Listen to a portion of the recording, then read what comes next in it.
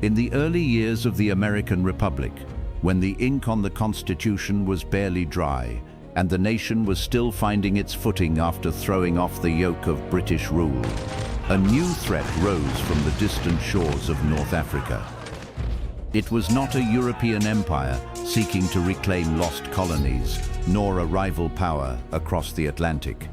It was something older, more shadowy, and far more personal: the Barbary pirates. For centuries, the corsairs of the Barbary coast, operating from the ports of Algiers, Tunis, Tripoli, and Morocco, had preyed upon Mediterranean shipping. They seized merchant vessels, plundered cargoes, and carried crews into slavery. European powers had long paid tribute to buy temporary peace, a bitter price for the privilege of sailing those waters without constant fear. When the United States won its independence, it lost the protection that British naval power had once provided. Suddenly, American ships became fair game. The story of the First Barbary War is the story of a young republic deciding that it would not buy its freedom on the seas. It is a tale of stubborn presidents, daring naval officers, a handful of Marines marching across a desert, and the birth of an American tradition of projecting power far from home. It is the forgotten war that helped forge the United States Navy and Marine Corps into the forces we know today. After the Treaty of Paris in 1783 formally recognized American independence, the new nation faced an uncomfortable reality.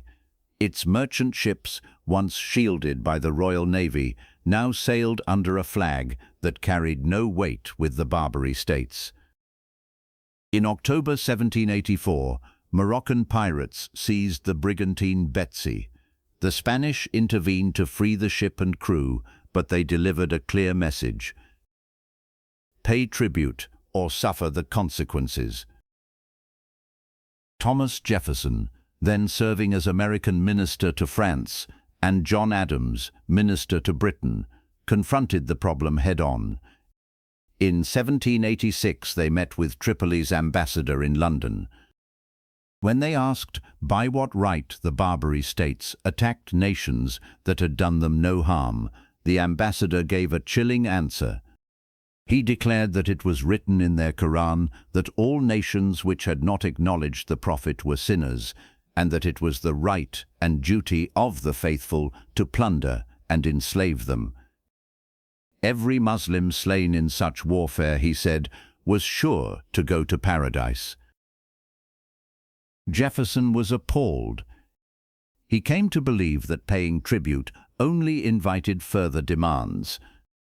Adams, more pragmatic and mindful of America's empty treasury and lack of a navy, argued that the young nation had little choice. For years, the United States followed the European pattern.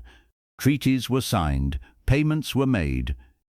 In 1795, a costly agreement with Algiers freed more than 100 American captives and established annual tribute. Similar arrangements followed with Tunis and Tripoli. The price was steep, hundreds of thousands of dollars, in a time when the federal government's entire annual revenue hovered around $10 million. American sailors still languished in North African prisons, writing desperate letters home about hard labor, disease, and the daily degradation of slavery. Public anger grew.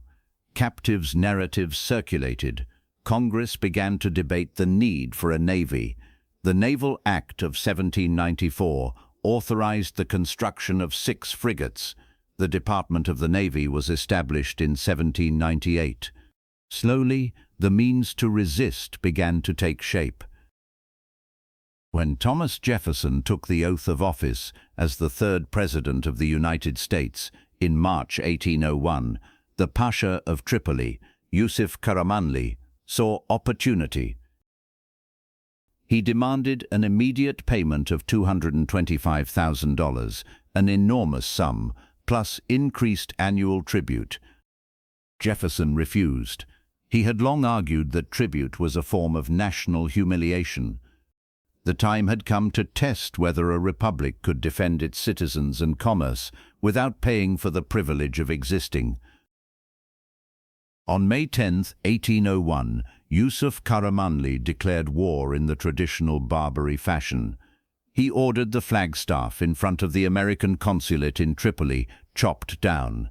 No formal declaration was delivered. The message was clear enough. Jefferson responded by sending a small squadron under Commodore Richard Dale to the Mediterranean. Congress had not issued a formal declaration of war, but it authorized the president to protect American shipping and to seize Tripolitan vessels.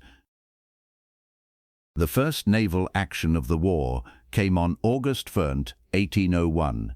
Lieutenant Andrew Sterritt, commanding the schooner Enterprise, encountered the 14-gun Tripolitan corsair Tripoli. In a sharp fight lasting 3 hours, Enterprise battered the enemy ship into submission.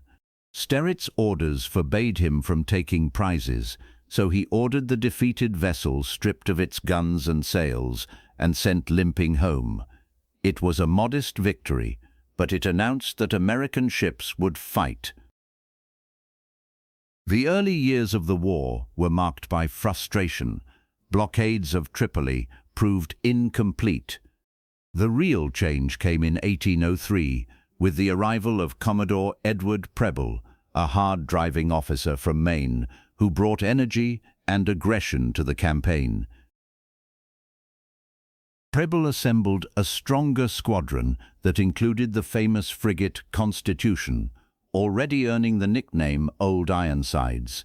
He established bases in Sicily with the cooperation of the Kingdom of Naples and began a more determined blockade.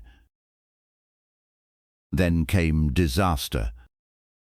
On October 31, 1803, the frigate USS Philadelphia, under Captain William Bainbridge, was chasing a Tripolitan ship near the harbor when she ran hard aground on an uncharted reef. Efforts to free her failed under fire from shore batteries and enemy gunboats. Bainbridge ordered the ship scuttled, but the Tripolitans managed to refloat her. The Philadelphia, a powerful 36-gun frigate, fell intact into enemy hands, along with her entire crew of more than 300 men. Yusuf Karamanli now possessed both a valuable warship and a large number of American hostages. The blow to American prestige was severe. Preble refused to accept the loss. He began planning one of the most audacious operations in early American naval history. On the night of February 16, 1804, Lieutenant Stephen Decatur, only 25 years old, led a volunteer force of about 75 sailors and marines aboard a captured Tripolitan ketch that had been renamed Intrepid. Disguised as a local vessel in distress, the Intrepid slipped into Tripoli harbor under cover of darkness and drew alongside the Philadelphia. The Tripolitan guards were taken by surprise.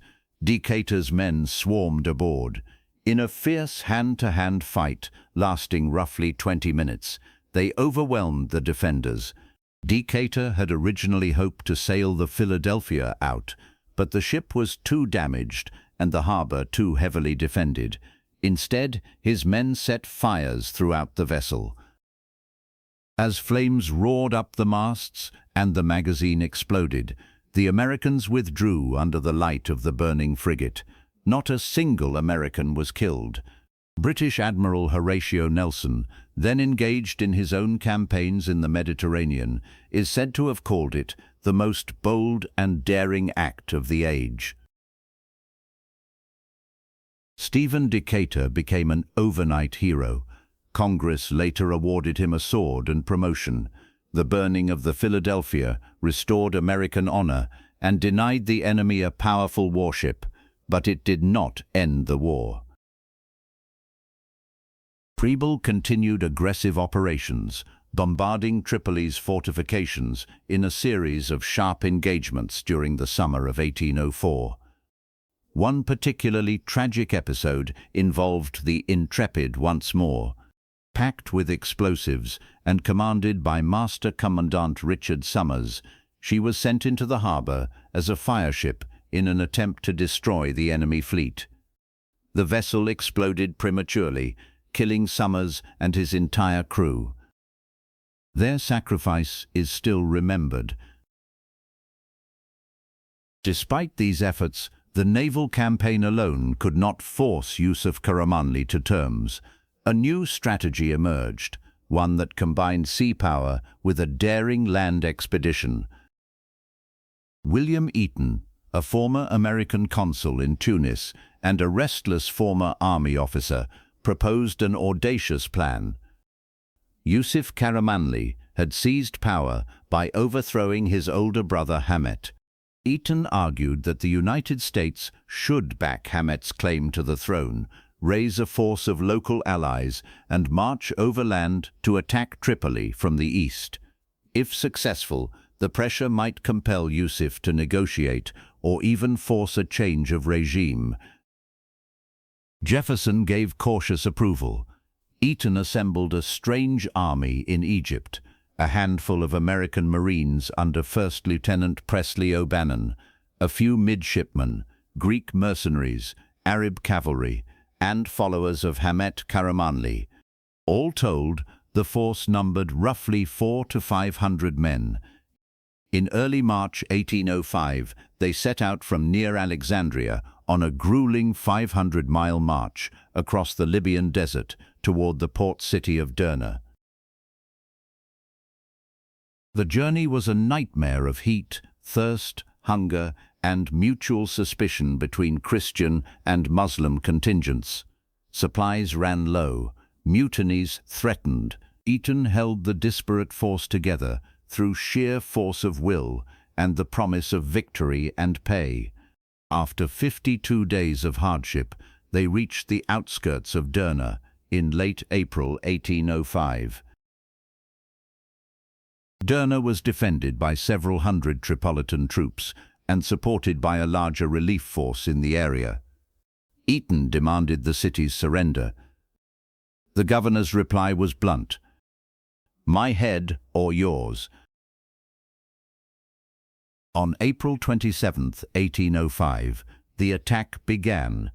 American warships Argus, Hornet, and Nautilus provided supporting fire from the sea, battering the harbor defenses.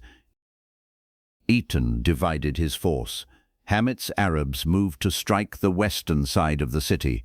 Eaton, O'Bannon, the Marines, and the Greek mercenaries assaulted the harbor fortress. The fighting was intense.